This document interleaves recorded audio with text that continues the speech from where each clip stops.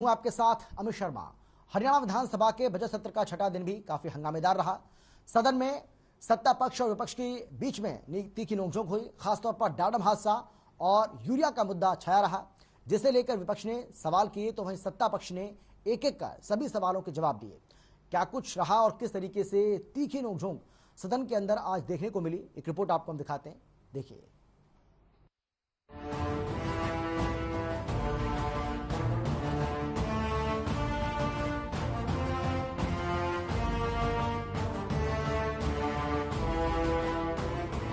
हरियाणा विधानसभा के छठे दिन सदन में जमकर हंगामा हुआ। सत्ता पक्ष और विपक्ष के बीच डाडम मामले पर तीखी नोकझोंक हुई। वहीं विपक्ष ने इस पूरे मामले की सीबीआई जांच की मांग की। हालांकि सरकार इसके लिए तैयार नहीं दिखी। सीएम ने कहा कि अभी 3 अलग अलग समितियां जांच कर रही है, जांच रिपोर्ट का इंतजार करेंगे, दबाव में कोई भी निर्णय नहीं लेंगे। मैं स्वयं आ गया था मौके पर, जो मंत्री जी ने जवाब दिया। 1 मिनट बैठ जाओ, फिर दे देना आप जवाब। मंत्री जी ने जवाब दिया कि मौके पर जो था, जहां पे एक्सीडेंट हुआ, उसके नीचे इतनी खुदाई नहीं हुई। यही दिया जवाब आपने। उसके साथ वाले पहाड़ में कितनी हुई है, साथ कितनी हुई है, आप जाके देखो। नहर बंद है, इतनी गहराई 800, 700, 700 फुट तक जो लोगों ने बताया। पंचायत की जमीन है, पंचायत को उसका हिस्सा नहीं दिया गया। और जो इन्होंने वेदपाल जी का नाम लिया, किसी वेदपाल का, अब तो कह रहे हैं उसको तो 150 करोड़ ऑफर किए थे। अब चला कौन रहा है उसको? फिर आगे चलाने की इजाजत किसको दी आपने? उसी वेदपाल को, जो उसको मैनेज कर रहा है। सब तो गवर्नमेंट रिकॉर्ड में है ये। अब फॉल्ट किसी न किसी का निकलेगा। 3 कमेटियां पहले इसके ऊपर काम कर रही हैं। एक कमेटी जो पहले डिप्टी कमिश्नर ने बनाई थी, बाद में हमने उसमें रिटायर्ड एक हमारे आईएएस एसएस प्रसाद के अध्यक्षता में वो एसआईटी बन रही, काम कर रही। सुन लीजिए। एक दूसरा, माइन सेफ्टी कमेटी गाजियाबाद से, वो अपनी इसके ऊपर पूरी उन्होंने रिपोर्ट बना करके देनी है। उन्होंने अपना इंक्वायरी रिव्यू भी कर लिया, उसको देख भी लिया। उसको जो कुछ रिपोर्ट वो देंगे, उनकी एक रिपोर्ट आएगी, जो माइन सेफ्टी कमेटी है। और तीसरा, हाई कोर्ट के एक रिटायर्ड जज, जिनकी अध्यक्षता में एनजीटी जस्टिस प्रीतपाल, नहीं एनजीटी, आखिर वो उसी पे काम कर रहे हैं। उन्होंने अपनी फाइनल रिपोर्ट अभी देनी है। फाइनल रिपोर्ट उनकी अभी तो 4 अप्रैल को उनकी सुनवाई है, और 4 अप्रैल को सुनवाई करने के बाद वो एक रिपोर्ट देगी। तीनों रिपोर्ट आने के बाद हम कोई उस पर कंक्लूजन पर पहुंचेंगे कि इसमें से कोई क्लियर कट डिसीजन बना या नहीं बना। फिर भी लगता कुछ कंट्राडिक्शन आएगी तो बड़ी से बड़ी जो भी कोई समिति होगी, बड़े से बड़े एजेंसी होगी, उसको देंगे।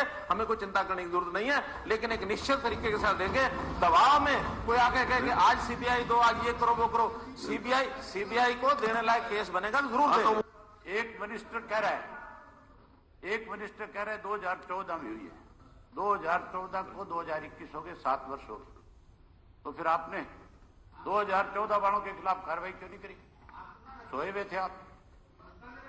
ये जो अवैध खनन है, इस पे रोक लगी थी, और रोक भी किसी और ने नहीं लगाई, नेशनल ग्रीन ट्रिब्यूनल ने लगाई थी।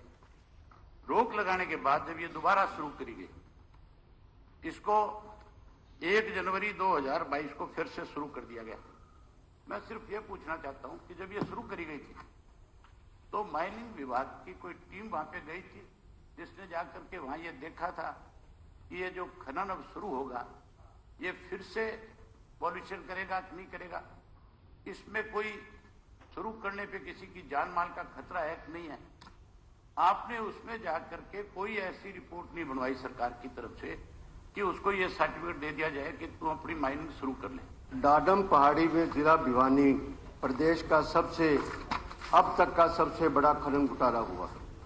1 जनवरी 2022 को डाडम खनन में पहाड़ के दरकने से 5 व्यक्ति मजदूरों की मृत्यु हुई। डाडम खनन जोन में लालच का घोर तमाशा देखा गया। खनन सुरक्षा विभाग, केंद्र सरकार ने भी अवैध खनन के लिए गोवर्धन माइंस मिनरल्स को दोषी ठहराया। डाडम के अंदर कोई बेंच नहीं बनाए गए और 90 डिग्री तक पहाड़ काटा गया।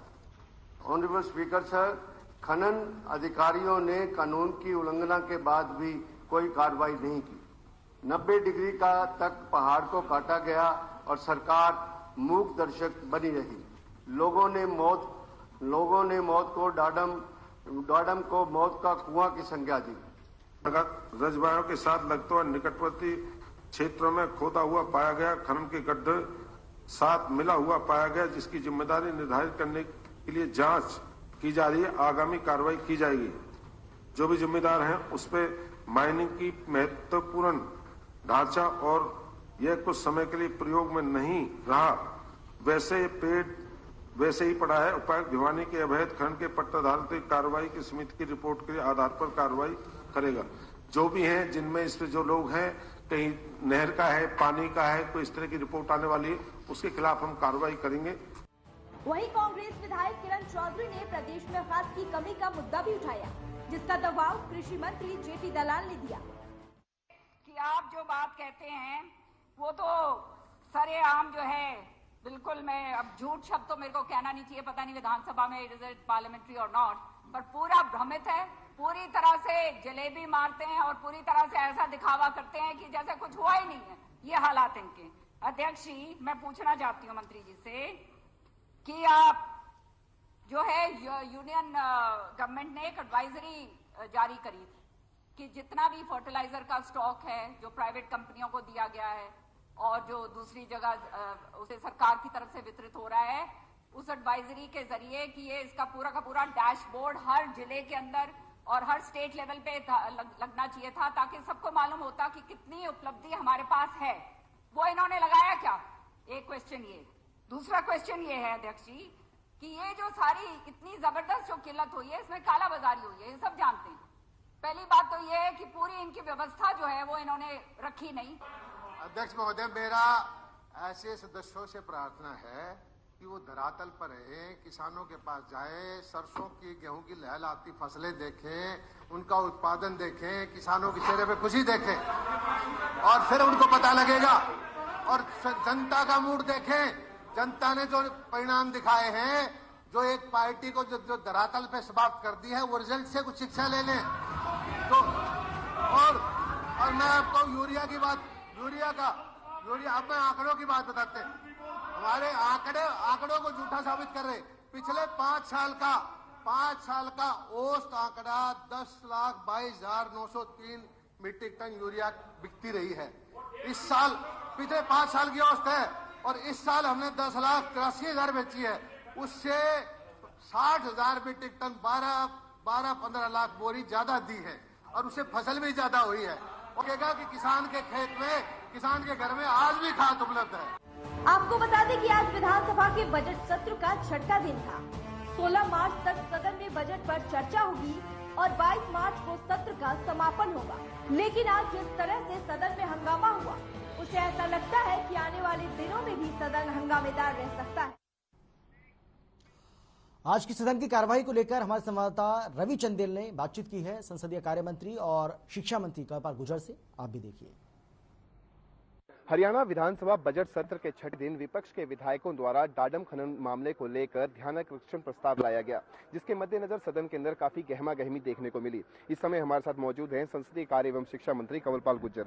सर, किस तरीके से देखते हैं डाडम खनन मामले को लेकर ध्यानाकर्षण प्रस्ताव लाया गया, क्या कुछ अपडेट है इसके बारे में? देखिए, जो भी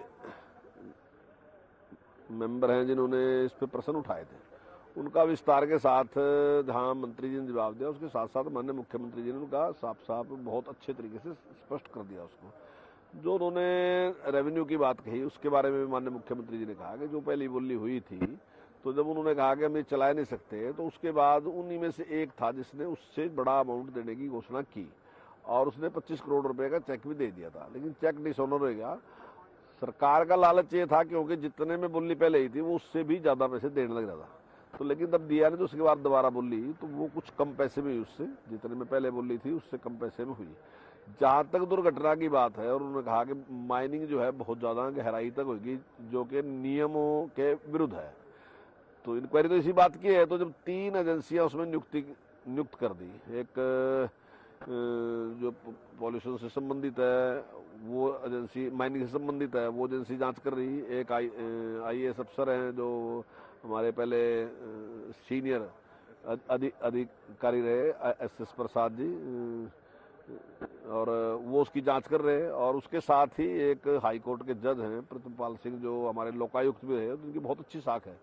तो ऐसी 3 एजेंसियों से अभी उसकी जांच चल रही है। और माननीय मुख्यमंत्री जी ने कहा कि अगर उसके बावजूद सेटिस्फैक्शन तो उस पर विचार किया जा सकता है। लेकिन मैं समझता हूँ जब 3 एजेंसियों को जांच दी तो उसके बाद उसमें कोई बात बचने वाली नहीं थी, कुछ भी बात बची नहीं थी। जिस तरीके से इस पूरे मामले को लेकर जो है पहले हाई कोर्ट का दरवाजा खटखटाया गया, उसके बाद सुप्रीम कोर्ट का दरवाजा खटखटाया गया और सुप्रीम कोर्ट ने इसके ऊपर कहा कि कुछ गड़बड़ झाला है, जिसके बाद जो है सरकार को नोटिस भी भेजा। और अब जो विपक्ष है वो लगातार अडिग बना हुआ है कि सीबीआई से इस पूरे मामले की जांच करवाई जाए। किस तरीके से देखते हैं? देखिए, मैंने कहा कि एक तो एडिशनल चीफ सेक्रेटरी हैं, वो जांच कर रहे हैं, एक हाई कोर्ट के जज हैं, लोकायुक्त रहे, इन्हीं के टाइम में लोकायुक्त बने थे, और हरियाणा में बड़ी भारी साख है प्रतिपाल सिंह जी की, और एक जो विभाग से संबंधित है वो करे। अब जब 3 एजेंसियां जांच करी, अब ऐसा तो हरियाणा में आप तो जो भी कोई भी केस होगा तो उसको विपक्ष करता है कि उसको सीबीआई से जांच करो, तो यानी कि अपना सिस्टम बंद कर देगा।